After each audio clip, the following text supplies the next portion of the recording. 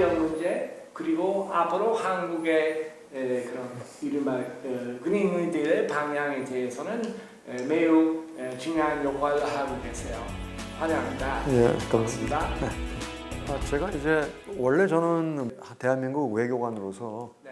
지구 환경 문제, 뭐 기후 변화라든지 그 다음에 오존층 파괴 문제 이런 거를 처음에 이제 협상하는 걸부터 시작을 했다가 제가 이제 외교관으로서 한국 정부의 입장을 대변하는 것만 가지고는 이러한 지구 환경 문제 해결하는데 직접적인 기여를 하는 것이 한계가 있다고 느껴가지고 제가 유엔으로 외교부에서 국제경제국장을 하고 난 다음에 유엔 방콕에 있는 유엔 에스캅의 환경국장에 제가 공모를 통해서 거기 국장으로 제가 자리를 옮겨서 유엔에서 직접 이제 녹색 성장이라는 새로운 어떤 경제와 환경을 통합하는 그런 새로운 패러다임을 만들어 보겠다고 시작을 해서 녹색 성장이라는 그 패러다임을 확산시키도록 한 10년 동안 노력을 해왔고요.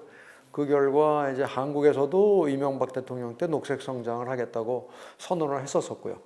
그뿐만 아니라 G20에서도 녹색 성장이 주요 의제로 논의가 됐었고요. 그다음에 OECD도 지금까지 녹색 성장을 주요한 아젠다로 다루고 있고 녹색 성장 그 과가 있습니다. 그 OECD 내에. 그래서 매년 녹색 성장 포럼도 개최하고 있고 그러고 있고 제가 그러고 이제 유엔을 은퇴하고 나서 지금 돌아와서는 제가 러시아의 에너지 글로벌 에너지 프라이즈의 인터내셔널 어워드 커미티 의장을 하고 있고 또 카자흐스탄의 그 환경운동 연합의 자문위원장을 했었고 서울에서는 제가 지금 그 미세먼지 해결을 위한 기후환경위원회 거기에 지금 위원으로 활동을 하고 있고 또 하나는 반기문 전 총장님께서 만드신 반기문 재단의 이사로서 기후변화, 그 다음에 SDG, 그 다음에 코로나와 관련된 그 글로벌 그 대응 체계를 어떻게 만드는 것이 좋겠냐에 대해서 아시아 디벨롭먼트 뱅크 이런 데 하고 지금 여러 가지 그 프로젝트들을 지금 진행을 하고 있고요. 또 하나 제가 오늘도 잠깐 얘기를 할 겁니다만은 그 실크로우드 슈퍼그리드라고 그래가지고 중앙아시아의 넓은 그 광활한 토지로부터 풍력과 에너지, 그런 풍부한 풍력과 태양열 에너지 전기를 대량 생산해서 중국을 통해서 한국까지 가져오는 그런 아이디어도 제가 지금 오래전부터 제안을 해왔고 최근에 ADB에서 아시아 디벨롭먼트 뱅크에서 펀딩을 해서 기본적인 그 테크니컬 피지빌리티 그 페이퍼가 나와서 그거 갖고 워크숍을 했었고 앞으로 이제 ADB 쪽에서 좀 더 깊이 있는 그 타당성 조사를 해서 그거에 대한 논의를 계속 해 나가겠다고 해가지고 그 관계도 지금 추진을 하고 있는 그런 일을 하고 있습니다. 한국 그 대단한 기회를 완벽하게 잡지도 못하는 좀 아쉬운 부분도 있습니다. 네. 그런 과정에 대해서 대사님 어떻게 보고 계세요? 사실은 제가 2005년도에 녹색 성장이라는 개념을 UN 시스템에서 처음으로 공식적으로 채택이 됐습니다. 그러고 나서 2008년, 3년 후에 이명박 대통령이 이제 한국의 비전을 선포를 했는데, 나중에 지나고 보니까 그 한국, 저는 그 당시에 굉장히 이제, 여러 가지 기대가 컸었습니다. 기대가 컸었는데, 나중에 보니까 막 순수한 그 의도대로 가기보다는 나름대로 다른 정치적인 어떤 계산이 있어서 녹색 성장을 그렇게 했었던 게 아닌가라는 생각도 들고 그 당초의 목표대로 추진되지 못했던 점도 많아서 그런 것이 사실 뭐 한국에서의만의 실패일 뿐만 아니라 저는 그걸 어떻게 보냐면 미국도 마찬가지고 트럼프 대통령이 들어서고 나서 우리 탄광 노조를 불러다가 뭐 탄광을 지원하겠다고 석탄 마이너들을 백악관에 불러서 사진 같이 찍고 뭐 이런 그 퍼포먼스와 정치적인 쇼를 하는 걸 볼 때 아직도 우리가 넘어야 될 커다란 그 산이 있다고 생각합니다. 저는 그게 뭐냐면 우리가 전통적으로 가지고 있는 기존의 경제 성장에 대한 개념, 그 다음에 그 기존 자본주의의 그 어떤 본질적인 특성, 그 다음에 과거에 정립된 경제학이라는 그 학문에 있어의 한계점, 이런 것들이 복합적으로 물려 있는 거기 때문에 한국만 혼자 그거를 벗어나서 기적을 창출할 수는 없다고 생각합니다. 그래서 이런 녹색 성장, 이번에 이제 한국 정부가 발표한 그린 뉴딜도 마찬가지입니다만은 이런 것들이 성공하기 위해서는 우리가 무엇을 알아야 되냐면 현재 우리가 당면하고 있는 경제나 경제 성장이나 또 노동의 문제 또는 자본주의 자체의 그 운영 방식 자체가 이젠 완전히 새로운 차원으로 바뀌어지지 않으면 기존에 우리가 지금 당면하고 있는 기후변화 문제 뿐만 아니라 저성장, 그 다음에 빈부격차, 그 다음에 앞으로 더 악화될 이런 팬데믹, 전염병 이런 문제에 하는 문제들을 앞으로도 계속 해결하지 못하고 더 악화될 것이다. 저는 이렇게 봅니다. 그게 무슨 얘기냐면 여지까지의 경제학의 기본 전제는 값싼 자원을 무제한하게 존재한다고 생각해서 값싼 석탄, 화석연료를 무제한으로 투입을 해서 물질적인 양적인 성장, 생산량을 늘리는 것이 생산량입니다. 소비량이 아니에요. 생산량을 글로벌 도메스틱 프로덕션입니다. GDP. 그 프로덕션을 늘리는 것이 지상 목표로 되어 있고 그것을 위한 모든 경제학의 이론 자체가 그것을 뒷받침하기 위한 이론입니다. 그런데 최근 들어서 어떤 한계가 드러나냐면요. 아시다시피 화석연료를 더 이상 이제 계속 쓸 경우에는 환경적인 지속 가능성이 없다는 것은 뭐 다 알려진 사실인데, 근데 더 중요한 것인데 더 안 알려진 것은 지금의 자본주의 방식이 계속 진행된다면 어떤 문제가 심각해지냐면 빈부격차가 심해지는데, 이 빈부격차라는 것이 옛날에 우리 생각하듯이 가난한 사람들이 뭐 굶어서 밥을 못 먹어서 죽을 정도로 빈부격차가 생긴다는 의미가 아니고, 이 소득의 격차가 심해지면 무슨 문제가 생기냐면 우리 시장에서의 수요가 줄어든다는 겁니다. 디맨드, 수요가 줄어들면 우리가 그렇게 원하는 성장 자체가 되질 않습니다. 수요가 없기 때문에. 그러니까 이제 문제는 뭐냐면 과거에는 우리가 이 생산 능력, 그러니까 서플라이가 제한되어 있는 상태에서 우리가 수요는 많은 상황. 그러니까 자동차를 사고 싶은 사람은 무한대이고 자동차를 공급할 수 있는 공급 능력은 제한되어 있다고 생각하는 그러한 전제하에서의 상황에서 경제학을 만든 겁니다. 그렇기 때문에 인플레라는 것이 나쁜 것이다. 그래서 뭐냐면 돈을 많이 찍어내면 수요를 늘어내기 때문에 인플레가 일어나가지고 이거는 경제 전체적으로 나쁜 것이다 라고 하는 전제 조건 하에서 경제학 이론이 성립된 겁니다. 그래서 지금도 이번에 코로나 때문에 우리가 여러 가지 긴급 재정 지출을 많이 하지 않습니까? 이번 정부에서 뭐 한국뿐이 아니라 미국, 일본, 뭐 구라파는 말할 것도 없이 한국보다도 몇 배 더 많이 재정 지출을 하고 있거든요. 그런데 우리나라 국내 언론들이, 특히 보수 언론들이 재정 건전성이 나빠지기 때문에 이렇게 국민들한테 돈을 나눠주면 안 된다는 얘기를 굉장히 강하게 얘기하면서 재정 건전성이라는 얘기를 굉장히 강조를 합니다. 그런데 그 재정 건전성이라는 개념 자체가 어디서 나온 거냐면, 뭐 이 교수님도 아시겠지만 인플레를 억제해야 된다라는 과거의 경제학 이론에서 나온 건데요. 그런데 그 과거의 인플레가 나쁘다라는 그 전제는 공급 능력은 제한되어 있는데 수요는 무한대라는 전제하에서 만들어진 이론입니다. 근데 지금은 어떤 상황이냐면요. 공급 능력은 지금 무한대인데 수요가 없는 완전히 역전된 상황입니다. 무슨 얘기냐면 우리 자동차 팔고 싶은데 자동차가 안 팔립니다, 지금. 현대자동차에서 자동차를 100만 대, 200만 대 팔고 싶은데 수요가 없어서 팔리질 않아요. 핸드폰도 마찬가지입니다. 핸드폰을 100만 대, 200만 대 팔고 싶은데 수요가 없어서 팔리지가 않습니다. 지금의 경제 상황은 과거 경제학 이론이 작성되어 있던 때와는 정반대의 상황입니다. 그래서 그게 왜 이렇게 되냐? 어떻게 보면 자본주의가 너무나도 지나치게 성공을 많이 한 거죠. 그러니까 자본주의가 너무 성공해서 이제는 제조 능력이 과잉 생산 능력이 문제가 되는 것이지, 과거에는 이 수요가 너무 많은데 생산 능력이 적었기 때문에 문제였던 거죠. 이것이 바뀌었다는 의미는 굉장히 커다란 우리 경제 정책을 근본적으로 뒤바꿔야 되는 상황에 왔다는 것을 우리가 인식을 못하고 있습니다. 그게 무슨 얘기냐면 요새 이제 기본소득이라는 얘기가 가끔 나오지 않습니까? 기본소득이라는 얘기가 나오니까 우리 많은 그 사람들이 이런 생각을 합니다.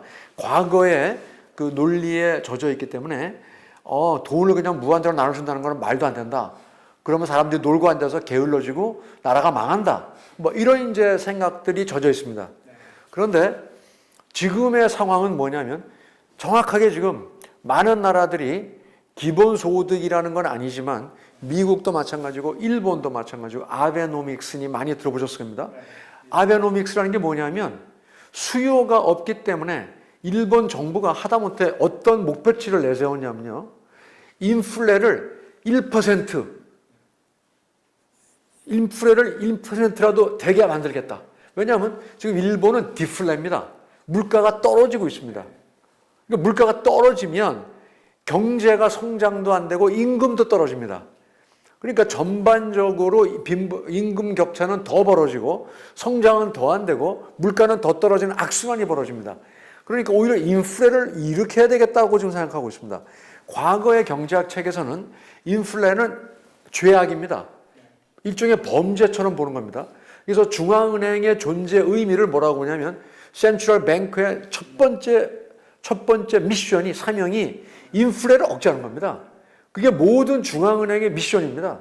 근데 이미 일본의 중앙은행은 이 미션을 내팽개친 지 오래됐습니다. 오히려 인플레를 일으켜야 되겠다고 돈을 찍어내고 있는데도 인플레가 안 일어나고 있습니다. 그럼 왜 안 일어나고 있을까요? 그 문제가 굉장히 중요한 문제인데 이 문제를 많은 경제학자들도 별로 다루고 있지 않아요. 저는 이게 굉장히 큰 문제라고 생각합니다. 왜 문제냐면 일본이 저렇게 함에도 불구하고 그러면 일본 사람들한테 임금은 올라가지 않습니다. 계속 인플레도 안 일어나고 있습니다. 그럼 돈이 어디로 왔느냐? 찍어낸 돈이. 이 돈은 은행에다만 돈을 줬기 때문에 이 돈을 받아온 은행은 누구한테 돈을 줄 수가 있냐면 오로지 이 은행에 갖고 있는 잉여 돈을 가져갈 수 있는 사람은 누구냐면 이미 그 크레딧이 좋은 사람들, 신용등급이 높은 사람들이 돈을 가져갈 수 있습니다. 신용등급이 낮은 저임금 소득자들은 그 돈을 받아갈 수가 없습니다. 그럼 누가 가져가냐? 주식 투자하는 사람들, 그 다음에 대기업들, 이런 기업들이 그 돈을 가져가고 근데 부동산 투자를 하는 부동산 업체들이 이 돈을 가져갑니다. 그래서 이걸 가지고 뭘 하냐면 주식을 사고 부동산을 삽니다. 그래서 일본은 디플레가 됨에도 불구하고 주식시장은 호황을 누리고 있고 부동산이 별로 떨어지진 않습니다. 특정 부분에서는 부동산도 올라가고 있습니다. 왜? 돈을 많이 뿌리고 있으니까. 그러니까 돈은 찍어냈지만 그 임금도 올라가지 않고 소득도 올라가지 않고 수요도 창출되지 않습니다. 이거는 돈을 찍어내는 방법이 잘못됐다는 얘기입니다.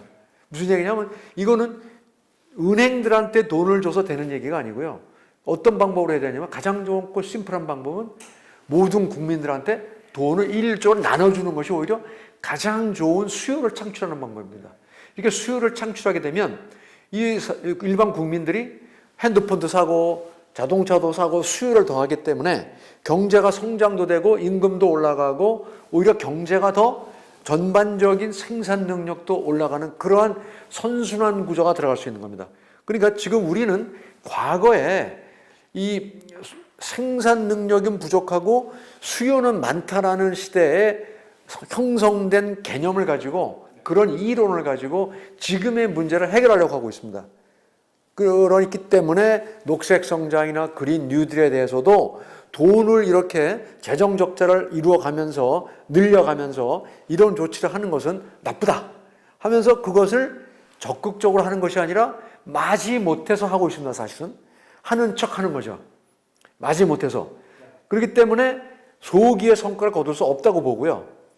이거는 무엇부터 바뀌어야 되냐면 이제는 생산 능력은 무한대이고 수요가 제한되어 있기 때문에 이제는 그린 뉴딜도 마찬가지고 녹색 성장도 마찬가지입니다만 오히려 태양열, 풍력, 신재생 에너지 등 이런 새로운 그린 섹터에 돈을 투자를 함으로 해서 직접적인 투자입니다. 뭐 은행에다 그런 주식 투자하는 사람한테 돈을 주는 게 아니고 실제로 이런 그린 프로젝트에 실질적으로 돈을 직접 투입을 해서 그런 프로젝트들이 오랫동안 장기간 지속됨으로 해서 새로운 녹색 산업이 뿌리가 내리도록 만들어주는 걸 목표로 해야 됩니다. 그런데 여지까지의 논리는 뭐냐면 그런데 돈 줘봤자 적자만 나고 이 돈을 밑빠진 독에 돈을 갖다 붓는 거기 때문에 재정 적자만 늘리는 거고 재정 건전성을 해치는 거기 때문에 그렇게 하면 안 된다라는 그런 선입견을 가지고 자꾸 하다 보니까 적극적인 투자를 하지 못하고 있습니다. 그러니까 항상 근데 저는 녹색 산업만 얘기했습니다만은 근데 사실 녹색 산업뿐이 아닙니다. 예를 들어서 우리나라 지하철, 그 다음에 KTX 전철 이런 것들 저는 이걸 녹색 산업으로 분류해서 거기다가 엄청난 투자를 해야 된다고 생각합니다. 왜냐하면 우리나라는 땅덩어리가 좁은 나라입니다. 이렇게 좁은 나라가 수많은 국민들이 자가용을 몰고 다니는 것 자체가 넌센스라고 생각합니다. 일본은 우리보다 땅이 넓습니다만 자가용 몰고 다니는 사람들이 거의 없습니다. 그거는 그만큼 철도와 대중교통수단이 치밀하게 발달되어 있기 때문에 그렇거든요. 그렇게 됨으로 해서 일본이 이런 교통 섹터에서 줄이는 온실가스의 양이 어마어마합니다. 저는 그래서 이번에 그린 뉴딜에서도 교통 부분을 그린 섹터로 분류해서 대대적인 대중교통, 광역교통망, 예를 들어서 GTX라는 것들 요새 많이 논의되고 있습니다만 이런 데 대해서 어마어마한 투자가 들어가야 된다고 봅니다. 그런데 그것을 지금 사전 타당성 조사라는 걸 해서 그 사전 타당성 조사의 80~90%가 뭐에 의해서 결정되냐면 경제적인 수익성이 있느냐를 갖고 따집니다. 그 자체가 넌센스인 겁니다. 그런 광역 대중교통망의 타당성은 경제적인 수익성이 아니라 온실가스를 줄일 수 있는 녹색 환경 타당성을 더 크게 봐야 되는 겁니다. 그런데도 불구하고 우리는 이런 것들을 항상 경제성으로만 보고 있습니다. 그래서 우리나라 철도도 코레일이니 GTX니 KTX니 이런 것들을 전부 다 적자다. 적자가 나니까 줄여야 된다. 민영화해야 된다. 이런 논리를 들이대고 있어요. 그거야말로 과거의 논리로 이 문제를 바라보고 있기 때문에 이 문제가 앞으로 그렇게 될 경우에는 이 문제에 대한 해답은 나오지 않는다고 봅니다. 이 문제에 대한 해답은 이러한 우리 교통 부분에서의 온실가스 줄이는 것들 이런 것들은 과감하게 이번에 그린 뉴딜에서 전 국토를 우리나라의 전 국토를 KTX로 전부 다 깔아가지고 전 국민이 자가용 몰지 않고 여름 휴가 갈 때 모든 국민이 KTX 타고 휴가 가는 날이 오도록 만들겠다라는 그런 비전을 가지고 투자를 시작했을 때 실질적인 어떤 효과가 있다고 보는 것이죠.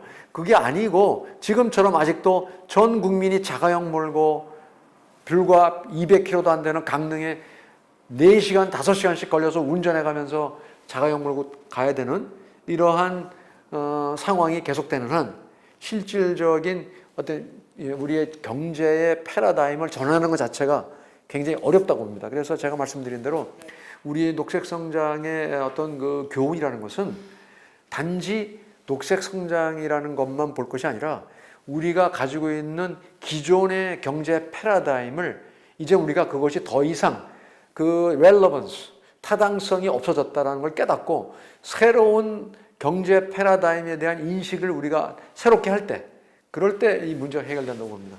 그래서 지금 농업이니 이런 분야들도 전부 수익성으로만 가지고 이걸 계산합니다. 단기적인 경제 가격, 시장 가격을 가지고 얘기하거든요. 근데 시장 가격이라는 것이 아다시피 사회적인 편익이라든지 전통적인 가치라든지 그다음에 우리가 느끼는 그 환경적인 편익 이런 것들은 하나도 시장 가격에 반영되지가 않고 있습니다. 근데 저는 이제 이런 생각이 들어요. 지금 우리 이만열 교수님, 우리 조선시대의 선비사상이라든지 우리의 그런 많은 그 좋은 전통, 성리학에서의 좋은 그 가치들, 정신적인 가치들 이런 거에 주목해 주신 걸 굉장히 항상 저는 감사하게 생각하는데 우리가 이런 게 있었던 것 같아요. 과거에 19세기 때 근대화 과정에서 서양의 선진국들에게 뒤처졌던 거에 어떤 그 열등감 때문에 그것을 따라잡아야 되겠다라는 어떤 강박관념 이런 것들 때문에 그 과거 60년대 70년대 박정희 시대 때 이제 산업 근대화의 어떤 그런 강박관념 이런 거에 집착이 되다 보니까 우리가 과거에 우리가 갖고 있었던 우리 고유의 전통 가치라든지 이런 것들에 대한 것들을 우리가 많이 좀 잃어버린 것 같고요. 그래서 이제야말로 우리가 정말 대한민국 사람들 중에 우리가 배고파서 뭐 굶어 죽는 걸 걱정해야 될 단계가 아닌 상황이기 때문에 지금이야말로 이제는 우리가 이만열 교수님 말씀하시듯이 정신적인 가치, 환경적인 가치, 사회적인 가치, 이런 그 문화적인 가치, 이런 거를 조화롭게 균형을 맞추는 그러한 그 경제 발전, 경제 성장의 패러다임을 우리가 새롭게 정립해 나가야 될 때가 이제야말로 정말 온 것 같습니다. 그런데 그거에 대한 우리에게 어떤 경고를 울려준 것이 이번에 코로나 바이러스 사태라고 생각을 합니다. 그래서 이번에 코로나 바이러스 사태에 대해서 우리가 나름대로 그동안에 우리가 잘 대처를 해왔습니다만은 이거를 하나의 그 전염병 예방 차원에서만 볼 것이 아니라 여기 이 코로나 전염병이 우리에게 주는 어떤 시사점과 교훈을 이번에 우리가 잘 반영을 해서 새로운 우리의 미래의 패러다임을 새롭게 써나가는데 활용해야 되지 않나 싶습니다. 기본소득이라는 말씀을 많이 합니다. 사람들은 또 어떤 식으로 하면 효과가 있을까? 그다음에 상당히 비판적인 시각으로 보는 사람들이 있습니다. 어떻게 보고 계세요? 네. 기본소득이 저는 이제 떠오르는 네. 새로운 우리의 새로운 패러다임 중에 하나라고 생각합니다. 과거 현재 우리가 운영하고 있는 경제 패러다임을 바꿀 수 있는 네. 가장 중요한 그 조치 중에 하나가 기본소득이라는 개념이라고 생각합니다. 아까도 제가 얘기했습니다만 지금 현재 시장 자본주의와 현재 우리가 당면하고 있는 경제 문제는 가장 중요한 게 대부분의 선진국 얘기입니다. 한국을 포함한 문제는 저성장의 문제거든요. 경제 성장률이 낮다, 성장이 낮다 보니까 실업률이 높아진다. 그다음에 이제 특히 청소년 실업, 청년 실업이 높다. 이 문제가 이제 가장 큰 화두가 되고 있지 않습니까? 근데 이 문제를 해결하기 위해서 어떻게 할 것이냐를 가지고 저희는 계속 이런 걸 많이 강조하는 것 같아요. 생산성을 높여야 된다. 그다음에 뭐 서비스 산업, 그다음에 디지털, IT에 투자해야 된다. 이런 얘기들을 많이 하시는데 뭐 그것도 하나의 방법이 될 수 있습니다만은 근데 많은 경우에는 오히려 그것이 IT를 통해서 우리가 생산 공정을 더 자동화한다든지 그다음에 AI를 도입한다든지 할 경우에 오히려 실업률을 더 높이는 가능성이 있거든요. 그렇기 때문에 그 자체가 해결책이 될 수 있다고는 생각을 하지 않습니다. 그래서 이제는 문제가 무엇에 있냐면요.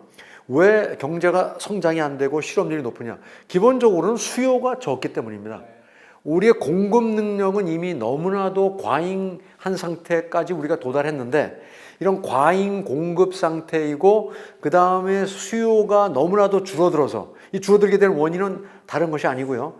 그동안에 이 기업의 수익성을 향상시키기 위해서 치열한 경쟁 속에서 많은 정규직을 비정규직으로 바꾸고 임금의 실질 임금 상승을 억제하고 이러한 정책을 취하다 보니까 이게 다 자유시장 경제 원리에 의한 겁니다. 그 당연하게 그렇게 추구하다 보니까 시장 효율성과 시장 가격에 의한 효율성을 추구하다 보니까 당연히 임금 실질 소득은 떨어지고 그러다 보니까 실질 소득이 떨어지니까 수요가 줄어드는 거죠. 수요가 줄어드는 데 비해서 공급 능력은 거의 무한대로 늘어난 상황이 되어버렸습니다, 지금. 그러니까 이걸 해결할 수 있는 가장 간단한 방법은 다른 거 다 생각할 게 아니라 수요를 늘리면 되거든요. 수요를 늘리는 가장 큰 방법은 소득 격차를 줄여줘야 되는 겁니다. 지금 소득 격차가 심해졌기 때문에 고소득층에게 아무리 돈을 더 많이 번들 그 사람들이 수요를 더 많이 창출하는 데는 한계가 있습니다. 그렇기 때문에 이 다수를 차지하는 대다수의 저소득, 빈부격차가 낮은 소득이 낮은 저소득층 사람들에게 소득을 나눠줘야 그래야 그 사람들이 수요가 창출이 되고 또 하나 중요한 거는 그것이 이제 저는 경제 성장과 이 실업률을 낮추는 가장 중요한 정책이 소득을 이제 높여주는 거고요. 그런데 그것이 이러한 그 지금의 경제 상황, 그러니까 과잉 공급 능력의 상황을 타개할 수 있는 정책일 뿐만 아니라 또 하나는 더 중요한 건 앞으로의 다가올 새로운 뭐 디지털이라든지 AI라든지 이런 새로운 경제 체제로 넘어갈 때 어떻게 많은 사람들이 얘기하듯이 후기 산업 사회, 그러니까 포스트 인더스트리얼, 그거는 그 디지털이고 또는 컬처라든지 요새 BTS라든지 이런 창의적이고 크리에이티브하고 문화적인 이런 컨텐츠 경제로 넘어가려면 거기에는 상당한 축적된 투자가 있어야 됩니다. 그 분야에 있어서. 그렇기 때문에 그런 투자가 이루어지려면 하루아침에 이루어지는 것이 아니기 때문에 우리 청소년들이 실업 상태에서 그러한 능력과 이런 걸 하루아침에 배양할 수가 없습니다.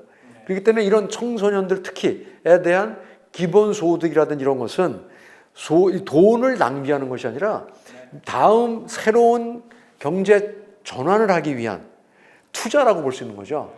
그러니까 이 기본소득이라는 것은 수요가 부족하게 된 현재 자본주의 체제의 한계점과 모순점을 극복하기 위한 방안일 뿐만 아니라 앞으로 다가올 새로운 경제체제, 그러니까 문화라든지 이런 컨텐츠 산업, 이러한 쪽으로 넘어가기 위한 창의성을 길러주고 그런 거를 함양하기 위한 투자로 봐야 되기 때문입니다. 그래서 이런 기본소득이 문제를 과거에 우리가 생각하듯이 아니 뭐 일 안 했는데 돈을 나눠주는 게 말이 되느냐 이런 식의 개념 접근이 아니라 오히려 경제를 살리고 새로 다가올 컨텐츠 경제로의 전환을 위한 투자라고 생각을 해서 이러한 그 기본소득의 문제를 우리 사회가 우리뿐이 아닙니다. 뭐 미국을 포함해서 미국도 지난번에 앤드루 양이라는 그 미국 민주당 대선 후보가 1인당 1,000불씩 매월 나눠주자라는 제안을 했었고요. 구체적인 아주 안을 가지고 나왔었습니다. 예를 들어서 구글이라든지 아마존 같은 그러한 그 플랫폼 그 경제 자이언트들한테 텍스를 매겨서 얼마든지 그 돈을 모빌라이즈 할 수 있다. 충당할 수 있다. 이런 그 구체적인 안도 가지고 나왔었거든요.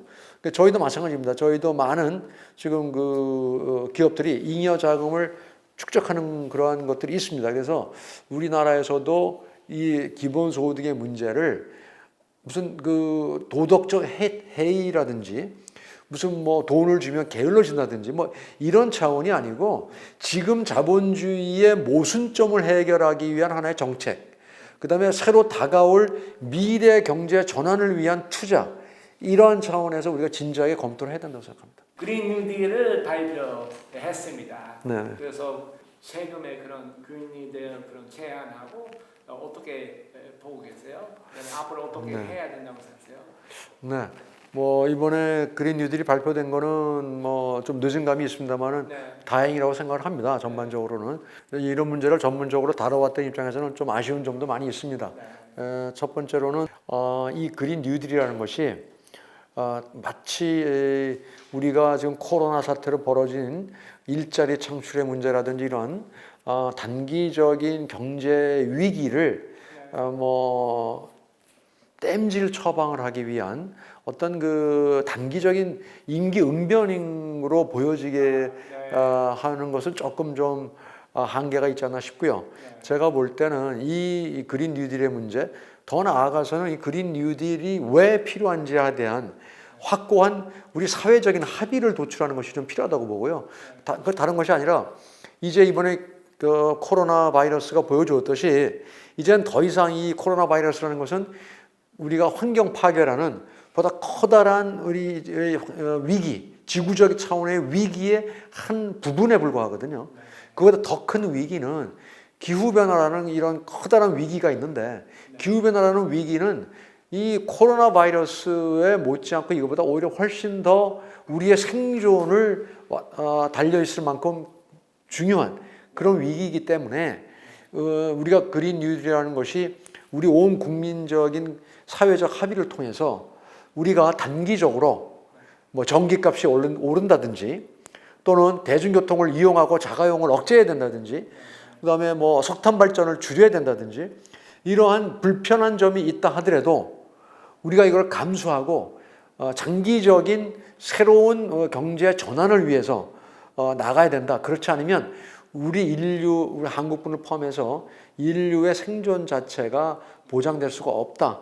그렇기 때문에 우리는 이거를 적극적으로 어떤 목표치를 세워서 많은 나라들이 요새 얘기하는 것이 2050 네트 제로라 그래가지고 2050년까지 이산화탄소 배출을 0으로 하겠다. 이런 이제 목표에 동참하는 나라들이 많이 있습니다. 국제적으로 이미 70여 개 국가들이 동참하고 있고 또 많은 기업들도 동참 선언을 좀 하고 있습니다. 그래서 이번에 이러한 그린 뉴딜이 나오는 과정에서 보다 더 확고한 기후 위기에 대한 우리 정부와 사회에 강력한 어떤 대응 의지라는 것이 좀 천명이 되고 또 그거를 위한 구체적인 목표치로서 2050년까지 이산화탄소 배출을 제로로 하겠다라는 그런 네트 제로라든지 이러한 국제적인 동향에 동참하는 이러한 것을 확고하게 목표치를 천명하면서 그거에 대한 이행 방안으로서 이런 그 정책들이 제안됐더라면 보다 더 의미가 있었고 또 보다 더 전반적으로 완성도가 높은 제안이 되지 않을까 싶었는데 뭐 그 문제는 앞으로 좀 더 보완해 나가면서 뭐 개선해 나갈 수 있다고 생각합니다. 뭐 첫 숟가락에 배부를 수는 없으니까 앞으로 좀 더 잘 뭐 개선돼 나가기를 기대합니다. 고맙습니다. 감사합니다. 감사합니다. 네.